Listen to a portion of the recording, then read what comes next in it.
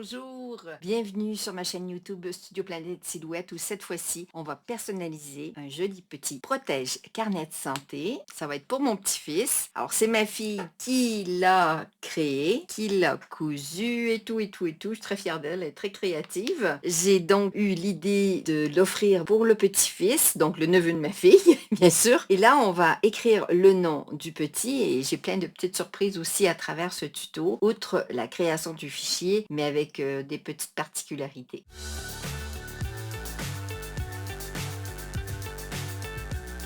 On est dans le logiciel Silhouette Studio. L'idée première, ça va être de se faire notre petit mock-up, notre maquette, c'est-à-dire reproduire avec une forme son carnet de santé, en tout cas la face principale que j'ai déjà préparée ici. J'ai fait le rectangle aux dimensions exactes du carnet, 220 de haut et 160. Et j'ai fait un petit trait ici. Là, on ne le voit pas trop. Je vais enlever la couleur du fond, comme ça vous la verrez mieux. Vous voyez, donc j'ai mis une ligne ici. Et cette mesure-là, je l'ai faite tout simplement comme ceci. Je vais vous faire ici la dimension de ma ligne d'arrêt. Parce que le bas de mon carnet a une couleur pleine, ici, toute cette partie-là, et l'autre avec le motif, comme vous avez vu sur la miniature YouTube. Si j'aligne mes morceaux ici en bas ensemble, ce que je vais vouloir faire, c'est prendre cette ligne-là et la monter à la hauteur dont j'ai besoin, la distance à partir du bas. J'ai mesuré mon petit carnet avec ma règle en partant du bas jusqu'à la ligne où ça va et ça me fait 8 cm, c'est-à-dire 80 mm. Ici, je vais simplement me mettre à 80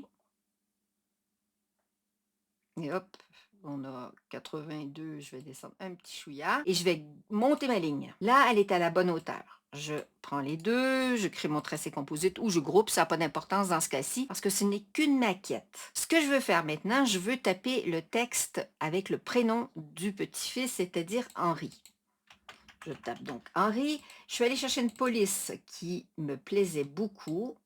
Comme ça, je vous la montre plus clairement. Je vais agrandir pour que vous voyez bien.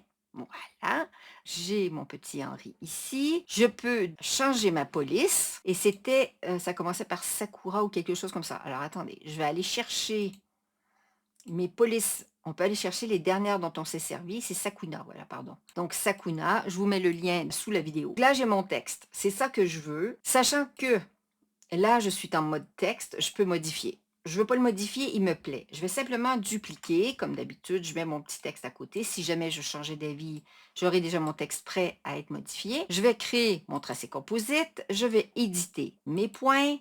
Ils sont tout beaux. C'est une police qui est très jolie. J'ai pas de problème de points. Je vais maintenant fermer mes points, j'en ai plus besoin. Et je vais remplir de la couleur que je vais utiliser pour faire mon flex. Donc, c'était un genre de jaune moutarde comme ça. Vous allez comprendre pourquoi la maquette est importante. Parce que ça, je veux le placer ici. Si je voulais utiliser que Henri ici en plein milieu, ben, je diminuerais un petit peu et je me dirais, bon, ben, c'est top comme ça. OK. Sauf que moi, ce que je vais faire, c'est que je vais faire quelque chose. Ça va être une petite nouveauté pour vous. Je veux qu'Henri soit ici, mais que ici, à la verticale, j'ai le texte carnet de santé en japonais. Alors, comment je vais m'y prendre pour trouver ce texte pour qu'il soit en japonais? Eh bien, je vais tout simplement sur Google Chrome, que je vais vous montrer tout de suite. Et ici, j'ai tapé traduire français-japonais. Oups, il faudrait que j'écrive déjà comme il faut mon texte français-japonais. Et là, je me retrouve avec ça. Je suis un peu quand même en gros format, donc je vais revenir en taille normale. Je vais revenir ici à 100 pour être en taille normale pour faire ma recherche. Et là, ce que je veux traduire, c'est, je peux prendre n'importe lequel, hein. Ici, je vais taper carnet de santé. Et je veux qu'il soit du français, évidemment, au japonais. Il y a des petites flèches, donc j'inverse. Donc en japonais, il est ici. D'accord? Donc c'est ce texte-là que je veux prendre, sauf que moi, ce que j'ai utilisé, c'était celui-là. Je ne sais pas pourquoi. C'était Google qui me présentait celui-là. Celui-là, je le préfère. Donc je vais cliquer dessus. Il est ici. Mais le souci, c'est qu'il est trop petit. Parce que si je veux faire une capture d'écran. Ce n'est pas une police d'écriture que j'ai sur mon clavier. Enfin, je ne sais pas comment on va servir. Donc, ce que je fais simplement, c'est que là, je vais augmenter la taille à l'écran de ce texte. Je vais encore augmenter. J'étais à 300. Hop. Alors, mon texte, il est... Du coup, je le perds un peu. Et puis ici, voilà, il est là. Et là, je vais faire capture d'écran. Pour faire une capture d'écran, j'ai imprime écran sur mon clavier. Je fais imprime écran. Faire attention qu'il n'y ait pas le bleu. Sinon, ben, on rend la vectorisation beaucoup plus difficile. Voilà mon texte qui est copié. Je peux sortir de là et revenir dans Silhouette, prendre mon petit pointeur, me mettre quelque part et faire coller. Ça, c'est mon texte en japonais. La seule chose, c'est qu'il n'y a pas vectoriel, évidemment. Regardez, c'est une image. OK? Je vais encore l'agrandir pour avoir une meilleure vectorisation. Je vais prendre mon outil de vectorisation. Je vais sélectionner la zone et je vais vectoriser. Je vais descendre ici à 4 et là, je vais monter jusqu'à ce que ça soit à peu près propre. OK. Et je ne trouve pas ça complètement propre. Je vais descendre un petit chouïa. Il ne faut pas qu'il y ait trop d'escalier dans les images. Il faut que mes lignes soient à peu près droites. Et en même temps, je regarde l'ensemble des éléments. OK? Je vais vous faire un petit aperçu un peu plus grand. Et vous pouvez agrandir quand vous n'êtes pas sûr de ce que vous faites. Ça me semble pas mal parce que les lignes sont à peu près droites. Je vais vectoriser. Maintenant que c'est vectorisé, j'enlève mon image ici. Je vais prendre ça. Je vais éditer les points. Je vais les simplifier parce que là, vous voyez qu'il y en a 1467. Je simplifie, je tombe à 369. Parfait. Maintenant que ça c'est fait, je ferme cette fenêtre, je ferme ma vectorisation, tout ça c'est fait, ma mise en page et je vais prendre ce texte. Maintenant, le texte, moi, je vais le mettre à la verticale et puis au niveau de la dimension, on n'est pas tellement bon. Je vais scinder mon tracé composite. Je vais prendre chaque élément, m'assurer que j'ai tous mes éléments dedans qui ne sont pas séparés. Et là, attention, vous voyez, j'ai des pièces séparées. Donc, je vais créer le tracé composite. Ça veut dire qu'il y a des pièces intérieures. Et ces éléments-là, je vais les mettre un par-dessus l'autre. Je vais les centrer les uns par rapport aux autres et je vais les distancer d'une manière équitable. Et je vais diminuer ça pour que ça vienne s'installer ici. C'est un peu trop gros encore. Comme ça. Maintenant, quand je l'ai fait personnellement, je peux recréer un tracé composite. Ce qui s'est produit, je vais vous le mettre en foncé, comme ça vous allez bien voir. Je vais le mettre en bleu marine. Donc là, vous le voyez mieux et je vais agrandir un peu ma fenêtre parce que je veux bien que vous voyez qu'est-ce qui se passe. J'ai fait mon premier test et les lignes sont très, très fines. Ce que j'ai fait un contour de 0,15. Vous voyez, sans rappel, 0,15. Et je l'ai appliqué. Ça m'a permis d'avoir, donc je vais recréer un tracé composite, ça m'a permis d'avoir ma police japonaise correcte. Je vais rééditer les points juste au cas où pour être sûr que c'est pas trop mal. 252, je passe à 199. Nickel. Ça devrait être pas mal. Et là, ça sera parfait pour faire ma découpe. OK? On a ça de bon. Ça, c'est fait. Et du coup, ben, je peux jouer aussi avec la dimension de mon Henri si je veux l'agrandir. Et là, on est bon. Tout ça, évidemment, il faut faire un miroir horizontal. On n'oublie pas que c'est du flex. Et je n'ai plus besoin de ce cadre qui m'a servi de maquette. Mes deux éléments ici, je vais les mettre prêts à être découpés sur mon tapis. Il y a d'autres éléments que j'ai créés, que j'ai trouvés qui étaient assez chouettes sur le design. Je vais vous montrer mon fichier de base. J'ai déplacé mes pièces. J'ai fait cette déco-là pour mettre sur le signet intérieur du cahier. OK? Donc, ce sont des formes que j'ai trouvées ou que j'ai créées moi-même. Ben, je vais vous les montrer. Je les ai créées moi-même. Ça va être pas mal. Ça vous montre une autre petite manière de travailler. J'ai fait des cercles parfaits. La dimension, pas d'importance. On peut jouer après avec, évidemment. Et là, je vais retourner avec un écran. Voilà, un tapis blanc. Cette forme, je l'ai découpée avec mon couteau, avec des contours fermés. Je maintiens ma majuscule enfoncée et j'applique. Ce morceau-là, j'en ai plus besoin. Ça a été ma base pour faire une sorte d'arc-en-ciel ici. Ce que j'ai fait un décalage interne, mais qui était plus gros que ça. Donc, j'augmente jusqu'à ce que la dimension me convienne de l'épaisseur. Je pense que j'ai fait 2,50. Parfait. J'ai appliqué. J'en ai refait un autre. Décalage interne. Un autre. Donc là, les deux premiers ici, je crée mon tracé composite. Je peux mettre de la couleur, comme ça on sait où on s'en va. Celui-là ici, je vais lui refaire un décalage interne et un autre. Je vais prendre les deux premiers. Alors, je vais agrandir encore là parce que quand on travaille, il ne faut pas hésiter. Je vais prendre lui et lui. Je vais recréer un tracé composite. Je vais le remplir de couleurs. Et vous voyez que je sais un peu où je m'en vais. Et celui-là, je refais un décalage interne. Je prends lui.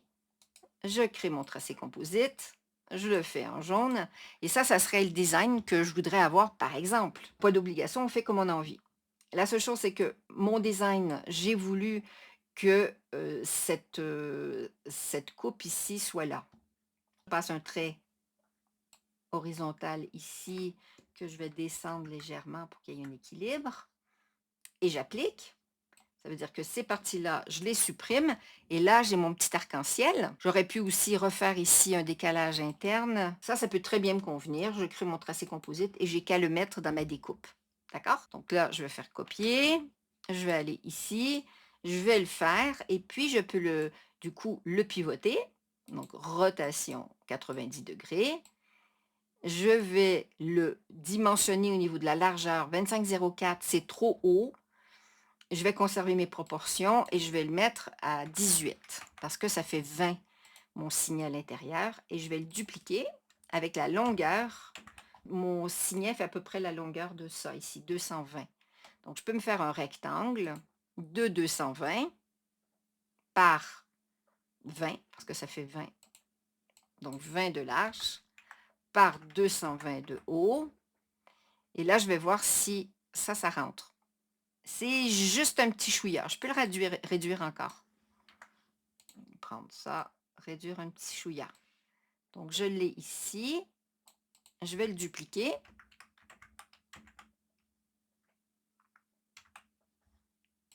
Il est légèrement trop long. Alors, ce que je peux faire, c'est soit j'en élimine un, soit je prends tous mes petits arc-en-ciel ou je ne sais pas comment on appelle ça. Je les réduis jusqu'à ce qu'ils rentrent dans mon signet ici. Mon signet, je peux faire un fond de couleur encore. Voilà. En prenant tout ça, sauf mon fond, je peux faire à ce moment-là un équilibrage dans mon petit signet. Mais ça me semble correct. Je vais juste vérifier quelque chose. C'est qu'ils arrivent comme ça, ils se touchent. Mais c'est bon. Au niveau de l'échenillage, ça va aller. Donc là, c'est nickel. Pour moi, ça me va. Et je vais m'en faire deux. Je peux grouper l'ensemble, dupliquer, et j'aurai mes deux côtés de signet si c'est ce que j'ai envie de faire. Vous pouvez prendre n'importe quel motif. Peut-être, si c'est japonais, ben des petites fleurs de cerisier pour être chouette. Comme c'est un petit garçon, je voulais garder quelque chose d'assez minimaliste. Et j'ai même conservé, vous allez voir, je vais dégrouper. Je vais enlever mon fond. J'ai conservé un de ces petits motifs pour le mettre sur l'endos du carnet de santé. Comme c'est tout du jaune, et bien tous mes petits morceaux ici, je peux les faire. Je peux me faire des rectangles d'échenillage qui permettent d'écheniller beaucoup plus facilement. Voilà. Je vais en faire un autre ici. Je peux centrer et grouper. Ici, je peux le laisser comme ça. C'est comme j'ai envie. Je peux m'en faire un carré. Un rectangle plutôt ici, du coup aussi. On centre, comme ça on est sûr. On va grouper. Ceux-là, on va les centrer. On va les grouper. Et là, j'ai toutes mes pièces. Et là, si je ne veux pas perdre trop de place, je peux faire ça. Je peux ramener lui ici. Est-ce que lui, j'ai de la place pour le mettre là? Parfait. Je vais le mettre ici. Je pourrais même faire ça. Si je veux gagner vraiment, si on ne veut pas perdre trop d'espace, on fait ça. Donc là, on a utilisé plusieurs techniques. On a utilisé la vectorisation, le contour, vectorisation, contour, finalement c'est tout simple, et puis une maquette de notre dimension. Il ne reste plus qu'à envoyer ça en découpe. Évidemment, on va faire notre petit test de découpe avec la lettre B. On va dans l'écran envoyer. Je vais sélectionner ce que je ne veux pas tout de suite découper et le B sera prêt à partir en découpe. Je vais me mettre en vinyle mat parce que c'était le produit que j'ai utilisé. Et je vais envoyer. Il suffit de brancher ma machine et je peux envoyer en découpe. Petite chose super, super importante, c'est que vous pouvez, et c'est quand même mieux, appliquer votre flex avant de faire votre couture. Ça, c'est un conseil. J'ai pas fait ça parce que ma fille avait déjà préparé le carnet de santé. Elle m'a pas fourni les pièces séparées non cousues. Du coup, ça a été un peu plus compliqué pour appliquer mon flex. Je vous montre un petit peu l'application que j'ai faite des derniers. J'ai utilisé un fer à repasser du coup et pas ma presse parce que comme j'avais des boutons pression sur ce carnet, je voulais pas risquer dans ma presse que les boutons pression fondent. C'est mon fer à repasser que j'ai utilisé. Comme j'ai pas mon petit fer, mon mini fer à flex sous la main, je l'ai prêté à mon fils, donc toute la famille, on fait tous du flex.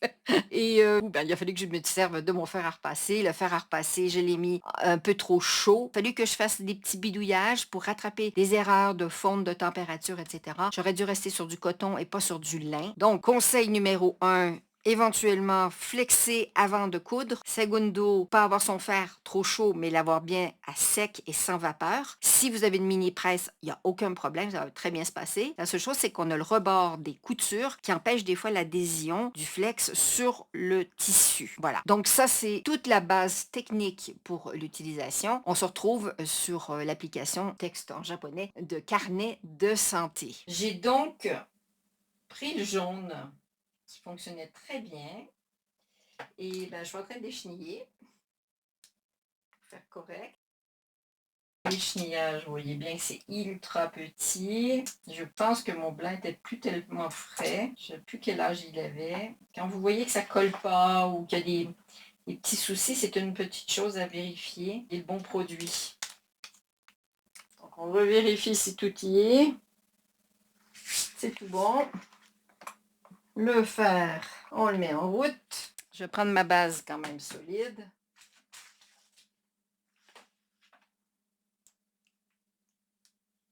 Je prépare mon flex. Ici.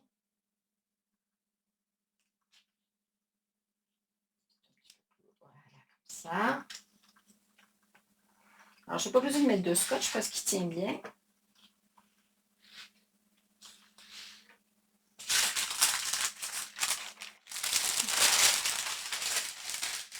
Je prépare mon papier sulfurisé.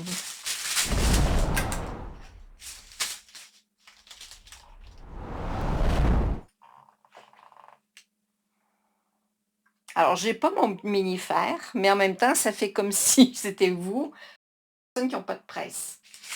Voilà. Je regarde, c'est très bien, ça colle. Je vais redonner un petit coup après. J'attends que ça refroidisse. Ça a besoin d'encore un petit coup.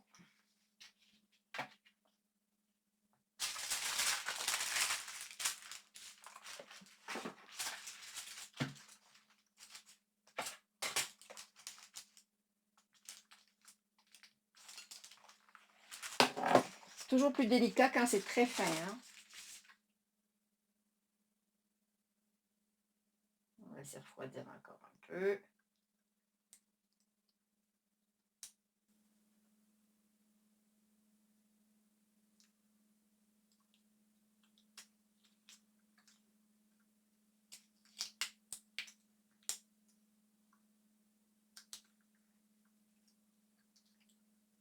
Voilà.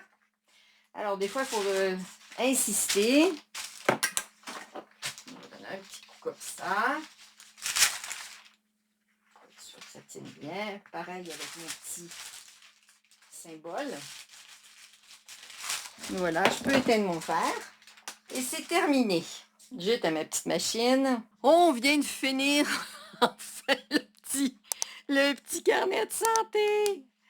Eh ben, il y a eu un peu de travail, mais ça valait la peine parce que je trouve que le résultat est super fun. Voyez ça? Et puis, bah, à l'intérieur donc avec le marque-page et que j'ai stylisé un petit peu sur son envers comme ça. Je vous montre, voyez? Donc quand il est sorti, ben, je trouve que ça s'harmonise bien et quand il est à l'intérieur, ben, il sera sur des pages blanches. Ça fera quand même un effet un peu plus fin. Voilà. Eh bien écoutez, j'espère que cette vidéo vous a plu, ce petit tuto. Si vous avez des questions, n'hésitez pas à les poser en dessous de la vidéo, j'y répondrai avec grand plaisir et n'hésitez pas évidemment à vous abonner, à me faire un petit pouce si vous avez apprécié cette vidéo et à activer la petite cloche pour être tenu au courant des prochaines vidéos qui sortent sur ma chaîne. D'ici à la prochaine, je vous souhaite une très bonne continuation créative et je vous dis à très bientôt. Ciao, ciao!